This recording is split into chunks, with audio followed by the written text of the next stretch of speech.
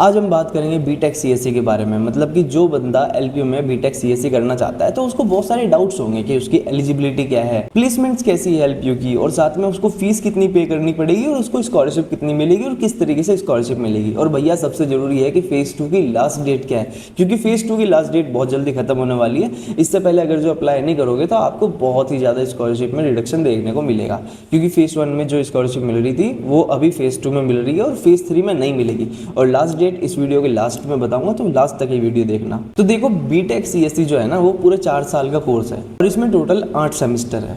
अब बात करते हैं एलिजिबिलिटी के बारे में। तो इसमें आपको 60% स्कोर करना पड़ेगा इन 12th with physics, mathematics and English, और इंग्लिश मैंडेटरी है। और मानने की बात है आपने इंग्लिश नहीं पढ़ा है तो आपको सिर्फ और सिर्फ इंग्लिश मीडियम स्कूल से पास आउट होने की जरूरत है, बस इतना ही काफी है। और 10% रिलैक्सेशन मिलता है ऑन फीस अगर जो आप कोई नॉर्थ ईस्ट या फिर सिक्किम कैंडिडेट्स हो, और 5% रिलैक्सेशन मिलता है for defence personal, their dependents या फिर कश्मीरी माइग्रेंट्स को। ठीक है, तो ये बात तो हो गई एलिजिबिलिटी के बारे में। अब हम बात करते हैं प्लेसमेंट्स के बारे में। 64 लाख हाईएस्ट पैकेज है और साथ में 14.97 लाख टॉप 10% बच्चों का एवरेज पैकेज है, और 2600 से ज्यादा dreams and super dreams offer है, और साथ में 1500 से ज्यादा रिक्रूटर्स आते हैं हर साल इस कैंपस में। अब हम बात करते हैं फीस के बारे में। तो फीस के बारे में बहुत सारी बातें करेंगे, जैसे कि इसकी पर सेमेस्टर की फीस क्या है, आपको कितनी स्कॉलरशिप मिलती है, किस कैटेगरी में, लास्ट डेट क्या है, और सबसे जरूरी बातें जो कि आपको नहीं पता है। ठीक है, तो देखो पर सेमेस्टर की जो फीस है वो है 1,60,000, और आपको अलग अलग कैटेगरीज में डिवाइड किया जाएगा, जैसे कि कैटेगरी ए, बी, सी और डी। और कैटेगरी ए में आपको मैक्सिमम स्कॉलरशिप मिलती है और कैटेगरी डी में आपको मिनिमम स्कॉलरशिप मिलती है। अब जो सबसे मेन चीज़ जानने की है वो ये है कि आपको जो है ना फेज का ध्यान रखना है। फेज 1 एंड हो चुका है और फेज 2 चल रहा है। फेज 2 की जो लास्ट डेट थी वो थी 20 मई, लेकिन वो अभी एक्सटेंड हो चुकी है, मतलब कि 31 मई हो चुकी है। और अगर जो आप 31 मई से पहले अप्लाई करते हो तो आपको कोई भी स्कॉलरशिप में रिडक्शन देखने को नहीं मिलता है। लेकिन अगर जो आप 31 मई के बाद अप्लाई करते हो तो आपको हर कैटेगरी में, मतलब कि कैटेगरी ए, बी, सी और डी में 5 से 10% का स्कॉलरशिप में रिडक्शन देखने को मिलेगा।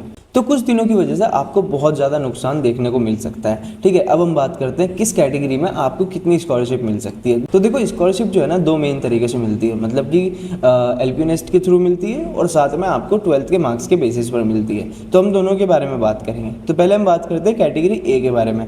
तो कैटेगरी ए में अगर जो आपने 360 मार्क्स स्कोर किया है out of 400 in LPU nest, या फिर अगर जो आपके 98% से अबाव है इन 12th, तो आपको मिलती है 96,000 की स्कॉलरशिप, मतलब कि 60% स्कॉलरशिप, और आपकी जो फीस रह जाती है वो केवल 64,000 रुपीज़ रह जाती है। लेकिन एक बात और बताता हूँ, 31 मई से पहले ही आपको इतनी स्कॉलरशिप मिलेगी, लेकिन 31 मई के बाद आपको 5% का डिडक्शन देखने को मिलेगा आपकी स्कॉलरशिप पर। अब हम बात करते हैं कैटेगरी बी के बारे में। अगर आपने स्कोर किया 304 आउट ऑफ 400, और अगर जो आपके 12th में 95 या फिर 97.99% के बीच में है तो आपको मिलेगी 72,000 की स्कॉलरशिप, मतलब कि 45% की स्कॉलरशिप। ये पहले फेज 1 में 50% थी, लेकिन अब और घटने वाली है। अब हम बात करते हैं कैटेगरी सी के बारे में। तो अगर जो आप स्कोर करते हो 220 आउट ऑफ 400, या फिर अगर जो आपके 12th में 90 to 94.99% आए हैं तो आपको मिलती है 35% की स्कॉलरशिप, मतलब कि 56,000 की स्कॉलरशिप, और आपकी जो फीस रह जाती है वो केवल 1,04,000 रुपीज़ रह जाती है। अब हम बात करते हैं कैटेगरी डी के बारे में। अगर जो आपने एलपीयू नेस्ट में 140 स्कोर किया है आउट ऑफ 400, या फिर अगर जो आपके 12th में 80 to 89.99% आए हैं तो आपको मिलती है 25% की स्कॉलरशिप, मतलब कि 40,000 की। और आपकी जो फीस रह जाती है वो केवल 1,20,000 रुपये रह जाती है। और एक बात और बताता हूँ, ये जो कैटेगरी डी थी वो पहले 30% थी, लेकिन अब 25% है, और 31 मई के बाद ये केवल 20% रह जाएगी और भी घटती रहेगी आने वाले टाइम में।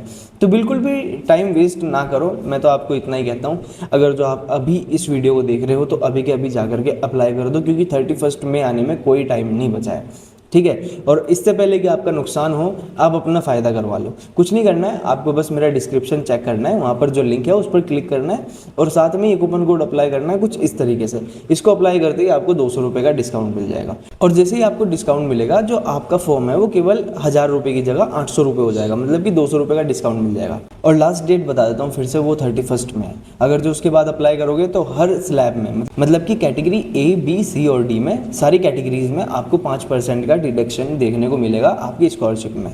ठीक है, तो बिल्कुल भी देर मत करो, अभी के अभी जाकर के अप्लाई कर दो। और अगर जो कोई भी दिक्कत परेशानी आती है तो आपको कुछ नहीं करना है, आपको मेरे इस व्हाट्सएप नंबर पर कॉन्टैक्ट करना है। आप मुझे मैसेज करना, मैं आपको हर चीज़ में हेल्प करने वाला हूँ, चाहे वो प्लेसमेंट्स हो, किसी कोर्स के बारे में हो, स्कॉलरशिप के बारे में हो, या फिर किसी भी चीज़ के बारे में हो।